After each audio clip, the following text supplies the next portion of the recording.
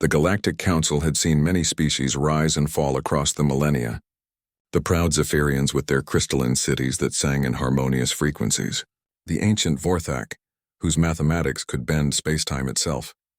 The ethereal Luminari, beings of pure energy who danced between dimensions, all had their moment of glory before, fading into the cosmic background. But none had prepared the Council for humanity.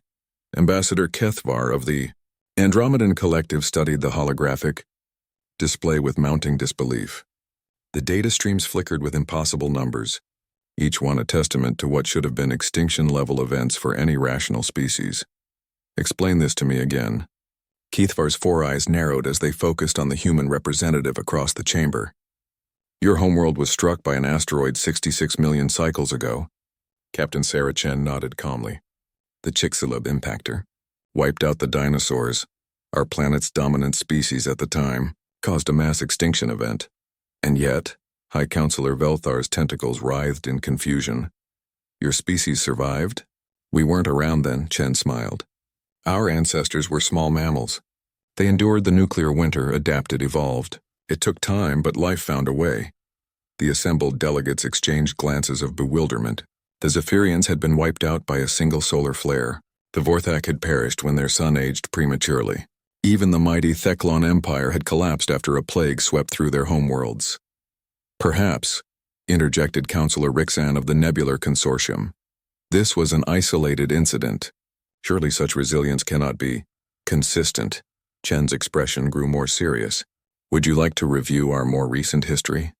The holographic display shifted, showing Earth's tumultuous past. Wars that should have ended civilizations barely slowed humanity's progress. Plagues that claimed hundreds of millions only served to strengthen the survivors' resolve. Natural disasters, famines, ice ages, each catastrophe met with the same stubborn refusal to surrender. Your species fought a global conflict that lasted 4 years, Kethvar read from the data stream. Casualties in the tens of millions. And then, 21 years later, you did it again? For 6 years? World Wars I and II, Chen confirmed, followed by a Cold War that lasted nearly half a century. We came close to nuclear annihilation several times. The council chamber fell silent. The concept was incomprehensible to most species present.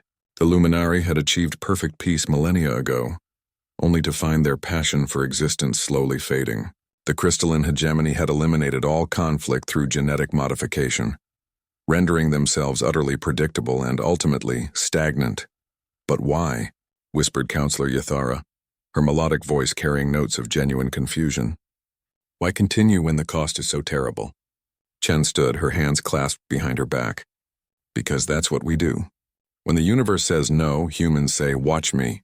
When faced with impossible odds, we don't calculate the probability of success. We calculate how to improve those odds through sheer bloody-minded determination.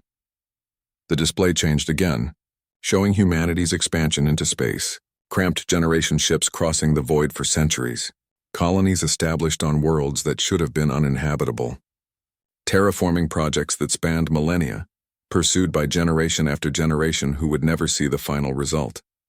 The Kepler 442b colony, Kethvar read aloud. Established on a world with gravity 2.3 times Earth normal, an atmosphere toxic to most life, and seasonal temperature variations that would flash freeze most species.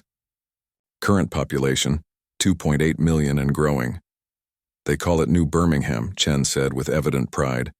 The first generation nearly died out 3 times. The second generation developed the underground cities. The third created the atmospheric processors. By the 5th generation, they were sending surplus food to other colonies. High Counselor Velthar's tentacles had gone completely still, a sign of deep contemplation among his species.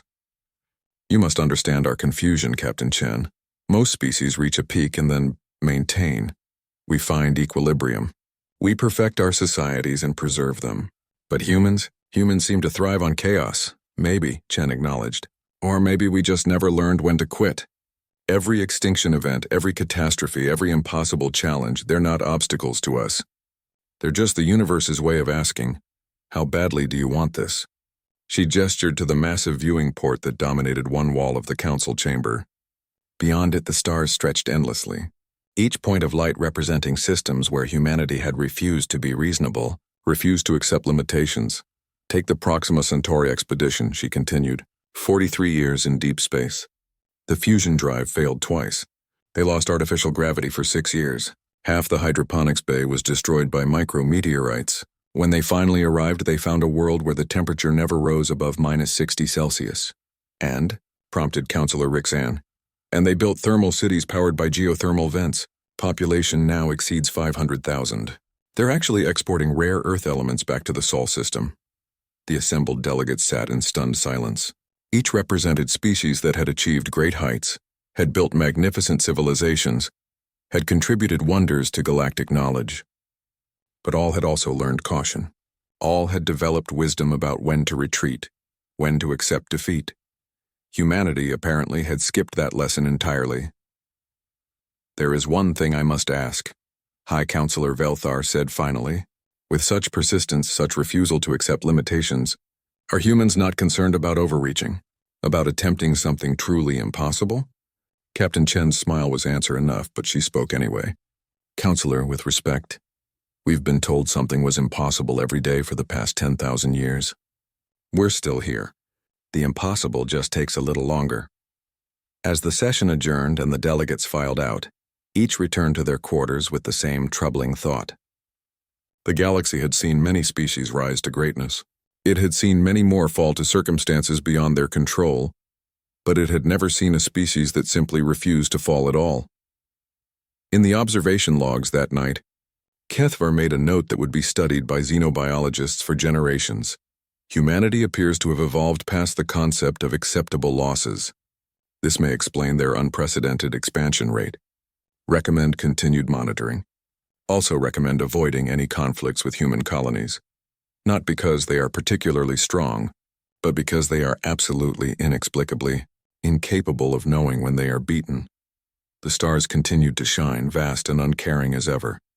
But for the first time in galactic history, they seemed a little less infinite, a little less unconquerable. Somewhere in the cosmos, humans were looking up at those same stars and asking, not, "Can we?"